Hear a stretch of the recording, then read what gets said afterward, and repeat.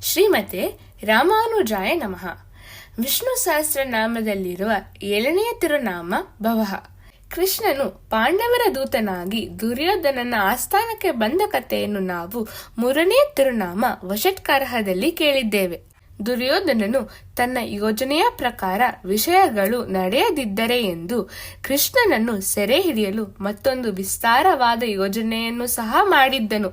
ಅವನು ಕೃಷ್ಣ ಕೂರುವ ಆಸನದ ಕೆಳಗೆ ಪಾತಾಳ ಲೋಕದವರೆಗೆ ಹೋಗುವಷ್ಟು ಆಳವಾದ ಹಳ್ಳವನ್ನು ತೋಡಿಸಿ ಅದನ್ನು ಬಟ್ಟೆಯಿಂದ ಮುಚ್ಚಿಸಿದ್ದನು.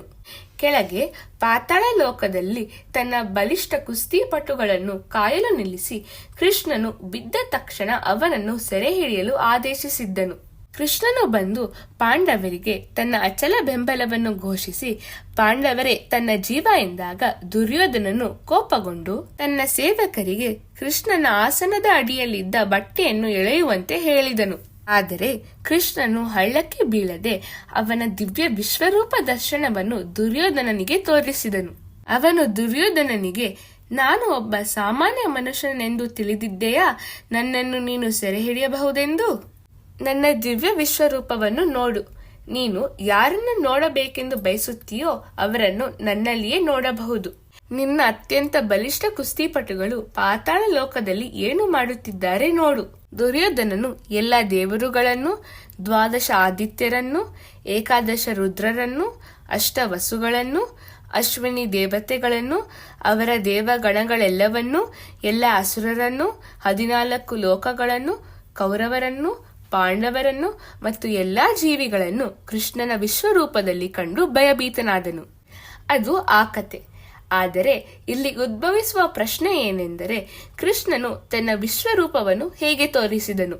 ಅದಕ್ಕೆ ಉತ್ತರವಾಗಿ ನಾವೆಲ್ಲರೂ ನವಿಲನ್ನು ನೋಡಿರಬಹುದು. ಕೃಷ್ಣನ ವಿಶ್ವರೂಪ ನವಿಲಿನ ಗರಿಯಂತೆ. ನವಿಲು ಗರಿಗಳನ್ನು ಮುಚ್ಚಿದಾಗ ಸಾಮಾನ್ಯ ಹಕ್ಕಿಯಂತೆ ಕಾಣುತ್ತದೆ.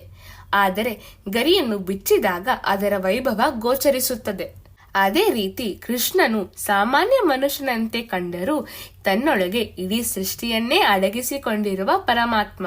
ಕೃಷ್ಣನು ದುರ್ಯೋಧನನಿಗೆ ಸಾಮಾನ್ಯ ಮನುಷ್ಯನಂತೆ ಕಂಡನು. ಆದರೆ ತನ್ನಲ್ಲಿ ಇಡೀ ಸೃಷ್ಟಿಯನ್ನು ಹಿಡಿದಿಟ್ಟುಕೊಂಡಿರುವ ಪರಮಾತ್ಮನೆಂದು ದುರ್ಯೋಧನನಿಗೆ ಗೊತ್ತಿರಲಿಲ್ಲ.